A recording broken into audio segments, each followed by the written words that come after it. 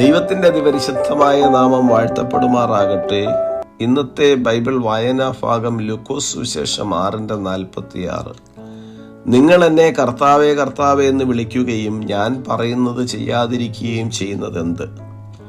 ക്രിസ്തുയേശുവിൽ ഏവർക്കും സ്നേഹവന്ദനം. യേശുക്രിസ്തുവിനെ കർത്താവെന്നൊരുവൻ വിളിക്കുമ്പോൾ ആ വ്യക്തിയുടെ ജീവിതത്തിൽ യേശുവിൻ്റെ ദിവ്യ അധികാരത്തെ അംഗീകരിക്കുക, യേശുക്രിസ്തുവിൻ്റെ പഠിപ്പിക്കലുകൾ പിന്തുടരാൻ പ്രതിജ്ഞാബദ്ധനാകുക, കൂടാതെ ദൈവസമാധാനത്തിലും മാർഗനിർദ്ദേശത്തിലും ആശ്രയിക്കുക എന്നതാണ്. എന്നാൽ യേശുവിനെ കർത്താവേ കർത്താവേ എന്ന് വിളിക്കുന്ന പലരും യേശുവിൻ്റെ ദൈവത്വത്തെയും കർത്തൃത്വത്തെയും അംഗീകരിക്കുകയും വിശ്വസിക്കുകയും ചെയ്യുന്നവരാണെങ്കിലും ഇത്തരക്കാർ യേശു പറയുന്നത് ചെയ്യുവാൻ തയ്യാറാകുന്നില്ല എന്നതാണ്.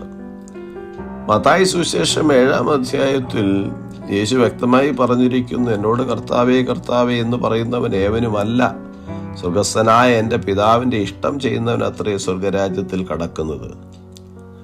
അനുസരണമില്ലാത്ത അഥവാ പ്രവൃത്തിയില്ലാത്ത വിശ്വാസം കപടതയാണ്. യഥാർത്ഥ ശിഷ്യത്വം എന്നത് ക്രിസ്തുവിലുള്ള വിശ്വാസവും അവൻ കൽപ്പിച്ചത് പ്രമാണിക്കലുമാണ്. അതായത് ദൈവവചനത്തോട് അനുസരണം ഉണ്ടാകേണ്ടതാകുന്നു. സ്നേഹത്തിലും കരുണയിലും നിറഞ്ഞ് യേശുക്രിസ്തുവിൻ്റെ പഠിപ്പിക്കലുകളിൽ ജീവിക്കേണ്ടതാകുന്നു.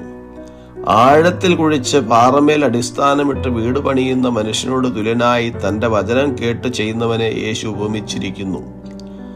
കർത്താവിൻ്റെ വചനം കേട്ടിട്ട് ചെയ്യാത്തവനെ അടിസ്ഥാനം കൂടാതെ മണ്ണിന്മേൽ വീട് പണിത മനുഷ്യനോട് തുല്യനാക്കിയിരിക്കുന്നു. ഈ രണ്ട് ഉപമകളിൽ യേശുവിൻ്റെ വചനം കേട്ട് പ്രവർത്തിക്കുന്നവന്, അതായത് പാറമേൽ വീട് പണിതവന് ഉറപ്പുള്ള അടിസ്ഥാനമുണ്ട്. അത്തരക്കാർ ഏത് പ്രതികൂല സാഹചര്യങ്ങളിൽ നിലനിൽക്കുന്ന ഒരു ആത്മീയജീവിതം കെട്ടിപ്പടുക്കുന്നവരാണ്. എന്നാൽ വചനം കേട്ട് അനുസരിക്കാത്തവർ, അതായത് മണലിന്മേൽ വീട് പണിതവർ, നാശം നേരിടുന്നു. കാരണം പ്രതികൂല സാഹചര്യങ്ങളെ അതിജീവിക്കുവാൻ കഴിയാതെ പോകുന്നു. നമ്മുടെ നന്മയ്ക്കായി നമ്മെ വിളിച്ച് വേർതിരിച്ചിരിക്കുന്ന നമ്മുടെ കർത്താവായ യേശുവിനെ കർത്താവെന്ന് നാം വിളിക്കുമ്പോൾ തന്നെ അവൻ ചെയ്യുവാൻ പറയുന്നത് പ്രവർത്തിക്കുവാൻ ഇടയാകണം. ലോകത്തു നിന്നുള്ള ഉപദേശത്തിന് പകരമായി ദൈവത്തിൻ്റെ വാക്കുകൾക്ക് ചെവി കൊടുക്കുകയും അതനുസരിച്ച് പ്രവർത്തിക്കുകയും ചെയ്യുവാൻ നമുക്ക് ഇടയാകട്ടെ. ഈ വചനങ്ങളാൽ ദൈവം നമ്മെ ഏവരെയും അനുഗ്രഹിക്കും. God bless us.